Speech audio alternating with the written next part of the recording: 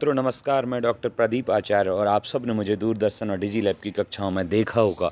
आइए शुरू करते हैं आपकी अर्धवार्षिक परीक्षा से संबंधित सूचना प्रौद्योगिकी यानी आईटी के पेपर को। 3 घंटे का पेपर रहेगा और पूर्णांक 100 हैं। इसमें सभी प्रश्न का उत्तर देना अनिवार्य है और उसके अंक उसके सामने लिखे हैं। पहले जो क्वेश्चन शुरू में रहेंगे वो ऑब्जेक्टिव रहेंगे।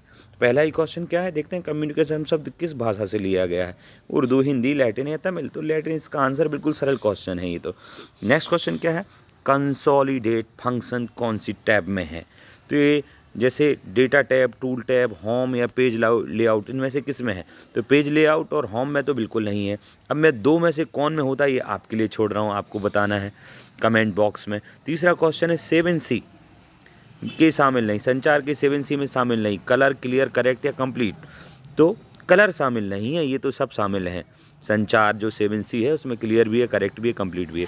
नेक्स्ट क्वेश्चन क्या है, संचार का उद्देश्य है सूचित करें, किसी के बारे में कुछ बताएं।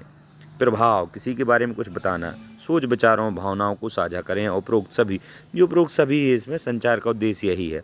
पत्र के माध्यम से प्रेषक से जानकारी प्राप्त करने के लिए निम्न में से किस विधि का उपयोग किया जाता है? प्रेषक अर्थात भेजने वाले से जानकारी प्राप्त करना है तो पत्र के माध्यम से यदि उसने अपनी बात भेजी है तो आपको क्या करना होगा? सुनना होगा, बोलना होगा, पढ़ना होगा या लिखना होगा? अगर पत्र आएगा तो आपको उसे पढ़ना होगा। नेक्स्ट क्वेश्चन, आप फ़ोन पर जानकारी कैसे प्राप्त करते हैं? फ़ोन पर जानकारी सुनकर, बोलकर, पढ़कर या लिखकर? तो सुनकर प्राप्त करते हैं। बड़ा सरल क्वेश्चन है। नेक्स्ट क्वेश्चन, मौखिक संचार का सही उदाहरण लिखें। रिपोर्ट, समाचार पत्र, आमने सामने की बातचीत। यही बिल्कुल स्पष्ट है, आमने सामने की बातचीत ही मौखिक संचार कहलाता है। गैर मौखिक संचार का मतलब क्या है?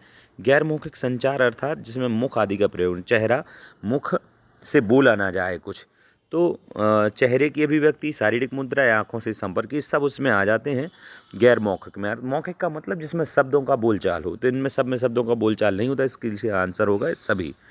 नेक्स्ट क्वेश्चन है, कंप्यूटर के आउटपुट साधन है। कंप्यूटर में जो इनपुट और आउटपुट साधन होते हैं, जैसे इनपुट में हो गया कीबोर्ड, तो आउटपुट में मॉनिटर है। तो आउटपुट के साधन है, मॉनिटर है, प्रिंटर है, माइक है, उपरोक्त सभी। तो इसका उपरोक्त सभी रहेगा। माइक का उपयोग दोनों में हो जाता है, इनपुट आउटपुट में। नेक्स्ट क्वेश्चन, जो खाली स्थान भरना है। खाली स्थान एक आउटपुट डिवाइस है, मॉनिटर या फिर CPU? तो मॉनिटर एक आउटपुट डिवाइस है क्योंकि उसी पर ही हम सब कुछ देखते हैं, तो इसका आंसर मॉनिटर रहेगा। दूसरा क्वेश्चन है, खाली स्थान एक सॉफ्टवेयर है, MS ऑफिस या हार्ड डिस्क? तो हार्ड डिस्क तो कंप्यूटर में होती है, इसमें स्टोर होता है डाटा, परंतु माइक्रोसॉफ्ट ऑफिस एक सॉफ्टवेयर है जिसमें हम कुछ लिखते हैं या टेबल आदि बनाते हैं। नेक्स्ट क्वेश्चन क्या है, खालिस्तान एक ब्राउज़र है। खालिस्तान एक ब्राउज़र, तो गूगल क्रोम एक ब्राउज़र है या गूगल ही एक ब्राउज़र? तो गूगल तो एक सर्च इंजन है, परंतु गूगल क्रोम एक ब्राउज़र है जिस पर जाकर हम कुछ सर्च करते हैं। और ITES का पूरा नाम है, ITES का पूरा नाम क्या है? इंफॉर्मेशन टेक्नोलॉजी एनेबल्ड सर्विस है या फिर इंडियन टीचर एजुकेशन? तो इसका यही आंसर है, इंफॉर्मेशन टेक्नोलॉजी एनेबल्ड सर्विस इसका आंसर। राइटर एक का एक्सटेंशन है, राइटर। यहाँ पर बिल्कुल क्वेश्चन पूछा, राइटर जो है MS ऑफिस से समतुल्य। राइटर का एक एक्सटेंशन है, OBT या ODT? तो ODT है इसका। D मतलब डॉक्यूमेंट याद रखना है, तो D से याद रहेगा, ODT है, .ODT, डॉट रखना ना भूलें। शिफ्ट कीज में कितनी, कीबोर्ड में कितनी शिफ्ट कीज कीबोर्ड में कितनी होती हैं? अर्थात कीबोर्ड जो उसमें शिफ्ट कीज कितनी होती हैं? 2 या 1? 2 होती हैं। शिफ्ट जो कीबोर्ड होता है उसमें शिफ्ट की कीज जो होती हैं वो 2 होती हैं। ये क्वेश्चन का आंसर हुआ। हेडर और फुटर खालिस्तान टैब में उपलब्ध हैं। हेडर और फुटर जो हैं ये किस उसमें उपलब्ध होते हैं? तो इंसर्ट में। नेक्स्ट क्वेश्चन है, फंक्शन कीज़। फंक्शन कीज़ जो F1, F2, F3 keys function keys कहलाती हैं, इसलिए इनको F से शुरुआत होती है। और ये कितनी होती हैं कीबोर्ड में? तो ये 12 होती हैं, ध्यान रखना है, F1 से लेके F12 तक। नेक्स्ट क्वेश्चन, सही गलत आपको बताना है। आँखों के संपर्क, मुद्रा आदि गैर मौखिक संचार हैं। बिल्कुल सही है, उसमें भी था ऑप्शनल में। बोलते समय उच्च स्वर व आवाज़ का प्रयोग करना चाहिए। उच्च स्वर व स्पष्ट आवाज़ बिल्कुल होना चाहिए। संज्ञा किसी वस्तु, व्यक्ति आदि का नाम है, ये तो बिल्कुल सरल है, ये बिल्कुल सही हो गया। भूतकाल ही पास्ट टेंस है, ये बिल्कुल सही है। कम्युनिकेशन में आपको आना चाहिए। IT अर्थात सूचना प्रौद्योगिकी, बहुत सरल क्वेश्चन, ये भी सही है। अखबार का प्रयोग, संप्रेषण की पुष्टि, ये भी सही है। ये सब सही है और बहुत सरल पूछ लिए। 6 नंबर तो ये डन कहलाए। देख लेते हैं। क्वेश्चन, उदाहरणम उत्तर अनुसृत देना है रिक्तस्थान आपको। कैसे ये भी उदाहरण के एक शब्द में अनुसार उत्तर पुस्तक दीजिए। गतेषु रैम पदेषु तृतीया का विभक्ति पूरा नाम प्रयोज्य। लिखना है। मतलब रैम इस अर्थात उदाहरण के रैंडम अनुसार एक्सेस मेमोरी, आपको यानी बाकी क्वेश्चन इसमें जो करने तृतीया काम विभक्ति का करते हैं प्रयोग कंप्यूटर करके। या मोबाइल तो जिसमें रैम होती है 6 GB रैम, 4 GB रैम, तो उस पर काम होता है, तो ये रैंडम एक्सेस मेमोरी होता है। ठीक है। इसके बाद रोम, रोम क्या है? रोम ये भी एक मेमोरी टाइप है, रैंडम रीड ओनली मेमोरी। तो रीड इसमें केवल पढ़ा जा सकता है, कोई एडिट आदि नहीं किया जा सकता, जो ऑलरेडी इनेबल्ड रहता है उसको, तो रीड ओनली मेमोरी ये कहलाए। नेक्स्ट क्वेश्चन का लैन का फुल फॉर्म बताना है, पूरा नाम। लैन नेटवर्क से संबंधित बात है, एन लास्ट में है ही, ये एन तो एन लोकल एरिया नेटवर्क इसका फुल फॉर्म रहेगा।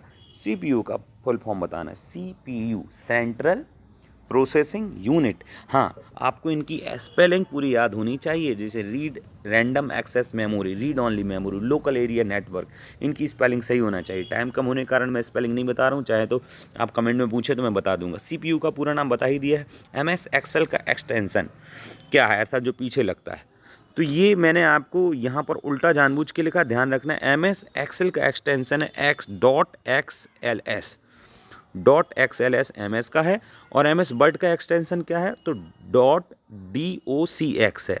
ये किसका है? एम एस वर्ड का है, उल्टा लिखा है, ध्यान रखना है।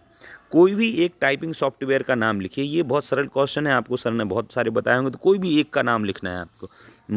माउस में स्क्रॉल बार को छोड़कर, जो माउस होता है उसमें बीच में जो स्क्रॉल बार, इसको छोड़ कर के कितनी बटन होती हैं?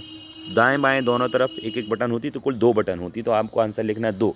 बीपीओ का पूरा नाम क्या है? मैं ये क्वेश्चन आपके लिए छोड़ रहा हूँ। बीपीओ का फुल फॉर्म आपको अगर याद है तो कमेंट बॉक्स में ज़रूर बताएं, मैं हिंट कर देता हूँ। बी से मतलब बिजनेस है, बाकी पी और ओ का आपको पूरा फॉर्म लिखना है कमेंट बॉक्स में। और आपकी कोई भी डाउट हो तो कमेंट बॉक्स में दीजिए, आपको विषय के स्पेशलिस्ट आंसर्स देंगे। नेक्स्ट क्वेश्चन क्या है देखते हैं। टेम्पलेट्स क्या है ये समझाना है। ये चूंकि डेस्क्रिप्टिव क्वेश्चंस हैं तो आप अपनी बुक में और अच्छे से देखें तो व्यवस्थित लिख पाएंगे, जितना बोल नहीं पाएंगे उतना अच्छे से आप लिख पाएंगे। नेक्स्ट क्वेश्चन क्या है, कम्युनिकेशन के 7 C कौन कौन से हैं। तो 7 C जो जैसे क्लियर है, ये आपके 4 ऑप्शन का क्वेश्चन जो था आपको देखा होगा, एक क्वेश्चन था जिसमें कलर ये वाला संचार के 7 C में शामिल नहीं, तो कलर शामिल नहीं है। तो जो कम्युनिकेशन के 7 C उनमें क्लियर भी आता है, करेक्ट भी आता है और कंप्लीट, 3 तो यहीं दे दिए। पेपर को ठीक से पढ़ेंगे तो बहुत सारे आंसर वहीं होते हैं। 4 और आपको लिखना आती है, आपकी बुक में है ही। 7 C हो गया, ये 3 नंबर का है।